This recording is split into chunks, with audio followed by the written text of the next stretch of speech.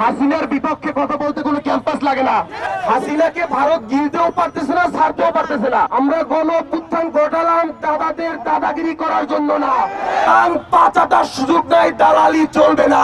দিল্লি না ঢাকা, দিল্লি না ঢাকা। যেমন করে দিল্লির গোলাম হাসিনাকে আমরা পালাইতে বাধ্য করেছি, দিল্লিকে তেমন করে আমরা রুখে দিবই ইনশাআল্লাহ। বন্ধুগণ, আজ বাংলাদেশের এই ছাত্র জনতা ভারতে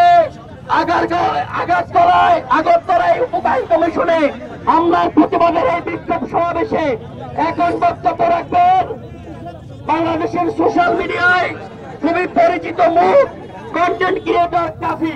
কাফিকে বক্তব্য দেওয়ার অনুরোধ করছি। ভাই, আমি আপনাদের ক্যাম্পাসের না, কিন্তু আমি একজন বাংলাদেশী। হাসিনার বিপক্ষে কথা বলতে কোনো ক্যাম্পাস লাগে না, ভারতের বিপক্ষে কথা বলতে কোনো ক্যাম্পাস লাগে না। ব্যাপারটা হচ্ছে কি জানেন, হাসিনাকে আমরা তাড়াই দিছি না। হাসিনাকে ভারত গিলতেও পারতেছে না, ছাড়তেও পারতেছে না। যার জন্য ভারত আরেকটা চেষ্টা করতে চায়, দেখা যায় হাসিনাকে ঢুকানো যায় কিনা। আমরা যে গণ অভ্যুত্থান ঘটাইলাম, এখনো অনেক ভাইয়ের চোখ নাই, হাত নাই, পা নাই, অনেকে কবরে। এগুলোর জন্য ওদের মায়া কান্না হয় না, ওদের মায়া কান্না হয় ওরা আবার ক্ষমতায় আসবে সেজন্য। সেই সাথ আমরা গ্রহণ করতে দিব না। আমরা বাংলাদেশের মানুষ আজকে দেখেন কত এক। চট্টগ্রামে যে খুন করা হলো, আমরা সবাই রাস্তায় নেমেছি। সুতরাং দিল্লির ভাইয়েরা, দাদারা, আমরা গণ অভ্যুত্থান ঘটালাম দাদাদের দাদাগিরি করার জন্য না। ভারতের সম্পর্ক হবে চোখে চোখ রেখে। আপনি অর্ডার করবেন আর আমরা চোখ বুঝে দাদা দাদা করবো, এটা চলবে না। মনে রাখবেন, এটা নতুন বাংলাদেশ। আমরা সবাই একটু হাতের ডান দিকে তাকাই, মাতৃভূমি না মৃত্যু।